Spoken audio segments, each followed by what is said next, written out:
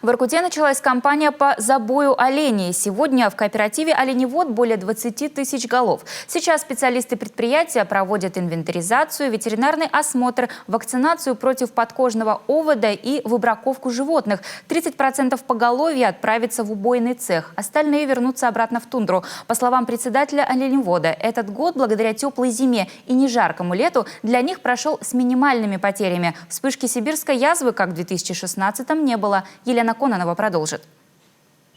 В кораль загоняют первых животных. Здесь работники бригад делят оленей на две группы. Больных и слабых на убой, а здоровым сделают прививки и вернут в тундру. Этот год для воркутинского оленеводческого хозяйства удачный. Потерь почти нет. Весной во время отела не было жестоких морозов. Да и болезни на этот раз оленей обошли стороной. Все лето они паслись на побережье Карского моря. Получится, весной отсюда уходим, в мае где-то, сейчас последние года чуть попозже, в начале июня.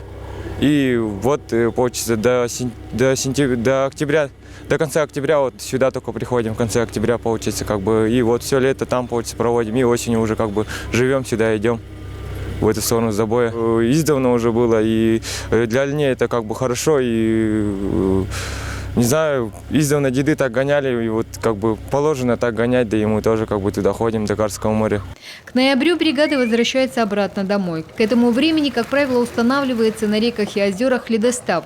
Правда, в этом году из-за теплой осени водоемы вблизи Воркуты только-только начали замерзать, поэтому убойная кампания стартовала чуть позже.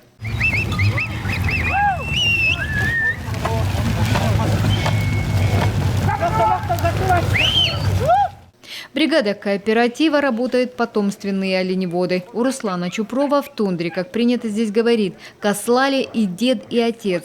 Теперь и он идет по их стопам, пасет оленей вместе со своей семьей. Кто родился и вырос в тундре, в городе жить уже не может, говорят оленеводы. Девочки с детства приучены шить и разделывать шкуры, а мальчики умеют делать нарты. Они привыкли с детства.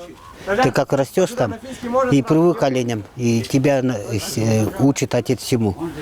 Арканом пользоваться, как кидать аркан, ножом, нарты делать, все.